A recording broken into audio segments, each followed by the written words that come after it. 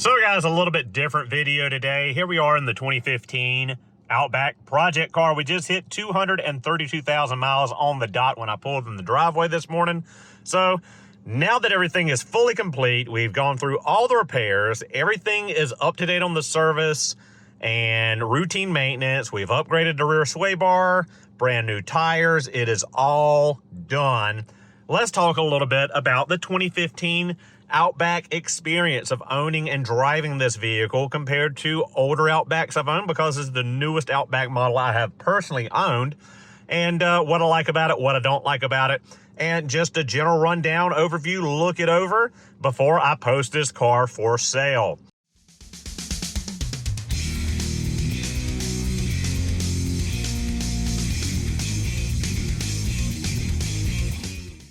So I know a lot of you are just now thinking, well, post it for sale. Mr. Subaru, you just got it back together. Why would you sell the car? So I bought the car cheaply under the assumption that I would repair everything that's wrong with it and flip it and make a little bit of money.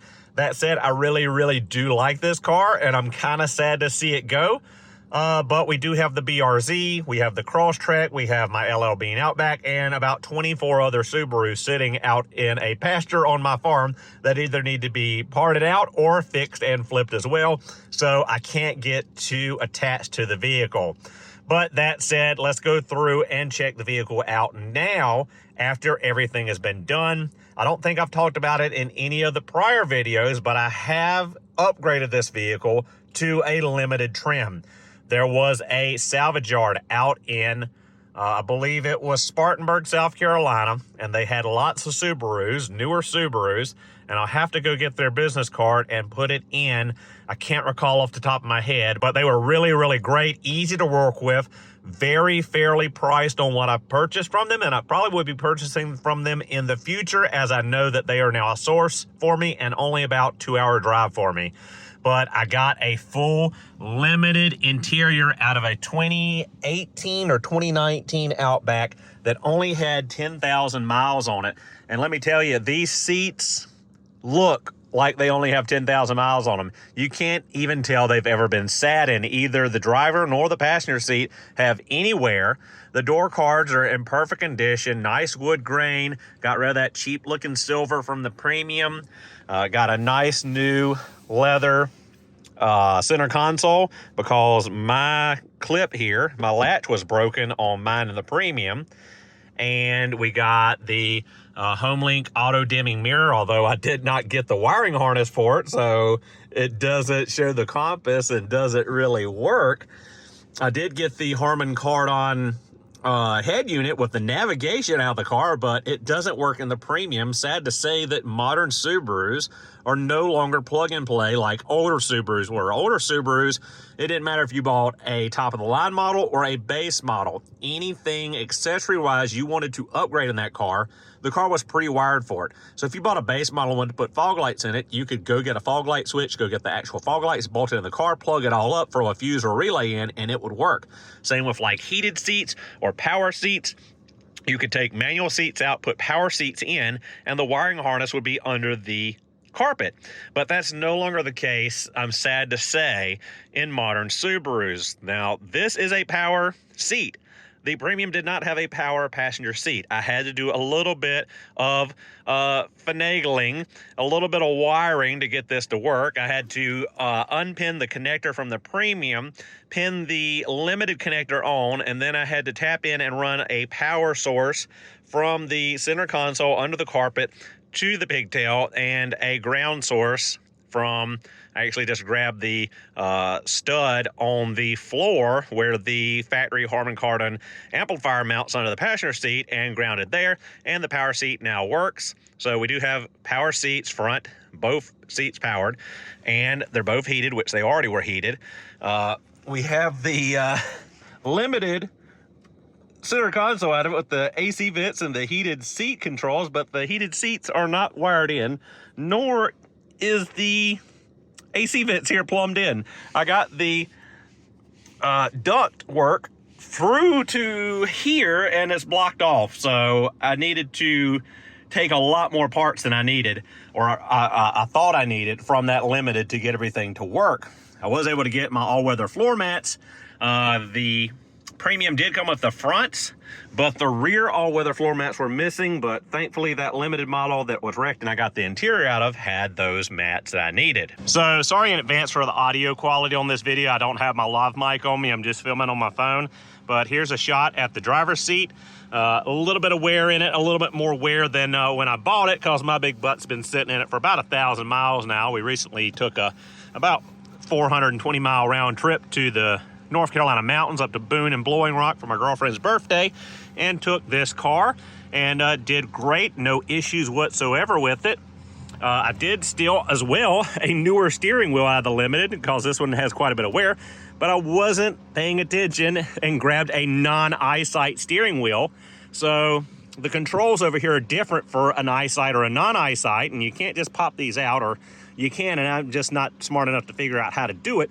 And I had an eyesight trouble code thrown, so I had to put this steering wheel back in.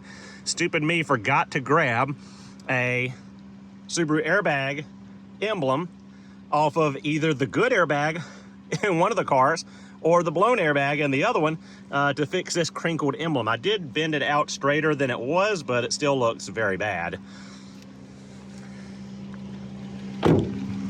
So I'm sure you've seen it already in other videos. I think it was shown in the hub bearing axle video we just did like 2 videos back, but I did find a set of 2018, 2019 limited wheels, 18-inch wheels, to upgrade the 17-inch premium wheels. So we've got those wheels on there.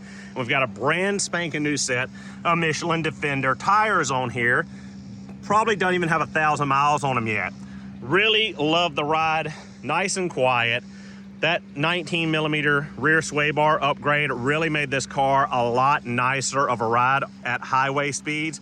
A lot better feeling, a lot better in the corners, really planted, was really great up in the North Carolina mountains, and really cut down on the sway in the back end of this car with the factory 16 millimeter sway bar on it. Now with this upgraded interior, we've already seen back here in the cargo compartment, I know I got a bunch of my junk back here, we did have the all-weather cargo mat, but we got the seat back protectors on those leather seats. I'd actually bought it from Subaru, so I just took it back this morning and got my money back for those, but we now have the rear seat back protectors. Get another shot at the interior here, wood grain and leather, and those beautiful back seats that I don't think anyone ever sat in, and the all-weather floor mats. So all in all, I paid $800 for this entire interior. That was the seats, front, back, the center console complete, all 4 door cards, the auto dimming mirror, the brand new steering wheel I couldn't use, and the Harman Kardon navigation head unit I couldn't use as well. I thought that was very fairly, reasonably priced, because when I was pricing out a leather kit for this car, a cat skins leather interior package was about $1,200, and that was just going to put leather on the 2 front seats, the back seat, the center console, and the inserts here in the door cards. On the premium, they're a cloth material. So yeah, for 800 bucks, I'd rather have full seats, powered both, and the wood grain, because otherwise I'd still have the silver up here and up here. So for the price, it was reasonably priced, really good people to work with. And again, I'll put the name down below because I cannot recall the name of the shop off the top of my head, but they were out in Spartanburg, South Carolina. And our little boxer engine is humming right along, nice and dry, no more leaks, no more grossness on top. We've got it cleaned up. I know a lot of you are saying, Mr. Subaru is still nasty under here. Detail this thing. I'm not a detailer, guys. I'm a mechanic, so I've cleaned up as much as I'm gonna clean up. It functions as it should mechanically. Everything is sound. I don't really care if there's dirt or grime or some grease under here. Everything that I'm gonna clean up is cleaned up, and it runs as it should. So we'll give you a quick once over on the engine compartment. Yes, there is some gunk buildup back here on the AC lines and on the thermal expansion valve. But again, I live in the country, dirt road. That gets wet from condensation and dust sticks to it. So it doesn't matter if I clean it off, it's just gonna get dirty again. But we did clean up quite a bit from the way this thing looked when I first got it. Got all that spilled oil off the front of the engine. Got all of that nasty burn-on coolant and all that gunk on top of the engine block and the coolant crossover pipe. All of that stuff's gone. Got rid of all the rodent leavings and droppings and nests they had built under here. Everything is good to go. Car runs really, really great. So guys, I don't want to go on and on. I know the video is probably getting longer, but we can agree, I think, that this went from a pretty rough-looking $6,000 former Johnson & Johnson fleet car to a very nice upscaled Outback. Now, again, some of the limited options do not work, and some of the stuff is just for show, like the memory seats. But again, this is a much nicer place to sit than it was just a month ago when I purchased the car. So overall, I really do like the car. I like the ride. It's quiet, it's comfortable. The fuel economy isn't that great, but it's a bigger, heavier, all-wheel drive vehicle. It's not going to be that great. I've not done any just hyper mileage highway driving to see what the best MPGs I can get out of it are. I've driven it to the North Carolina mountains up and down. That's not going to be good MPGs. I've driven it on the interstate back and forth to Charlotte, and that's not going to give me a lot of good MPG runs, so I can't really get a good city highway combo on the car, but whatever. When these first came out, I thought, what have they done? They turned the station wagon into a big bloated SUV, but I understand now. It is a big car. It is a comfortable car. My girlfriend and I had plenty of room on our trip up to the mountains. We basically fit everything in the cargo compartment. We didn't even have to fold the seats down. The year prior for our birthday, we went on my cross trek. We had to fold the back seats down, and we were pretty cramped up in the cross trek. But this Outback, it was phenomenal. Plenty of cargo room for the two of us for our 3-4 day getaway. Really nice ride, really comfortable seats. I mean, 3 hours on the road up, didn't really have to stop anywhere, didn't have to get out, stretch my legs. It was a very comfortable ride all the way up. Good gas mileage. I mean, we filled up in Charlotte, drove all the way up to Blowing Rock. We stayed between Blowing Rock and Boone, drove into Boone, drove to Beach Mountain, drove all the way out to, I think it's Barnesville, back to Boone, back to Blowing Rock a couple times, and all the way back to Charlotte on a tank of gas. Still had gas for me to drive from Charlotte back down to where I live in South Carolina. I think, you know, it was a good trip, good range on the car, and I really like it. Really gonna hate to see it go. Probably will be replacing with another 15 to 19 Outback, although I have found a 15 Forester. I know a lot of you have been asking for Forester content, and I've not owned but like 2 Foresters, and I don't think I've really ever covered a Forester on YouTube. But looking at a 2015 Forester, 137,000 miles. They've got it at like $4,200 bucks. I'm gonna try to get it for less than that. They say that the CVT is bad in it. I assume it is a valve body issue. I'm assuming that the CVT is not actually destroyed. It's just a valve body that's gone out, but I haven't gone and looked at it yet. So that might be our next project car, might be a 2015 Forester. Time will tell. With that said, let's wrap the video up here. Thank you guys so much for watching. Hope you enjoyed. I will see you all in the next one.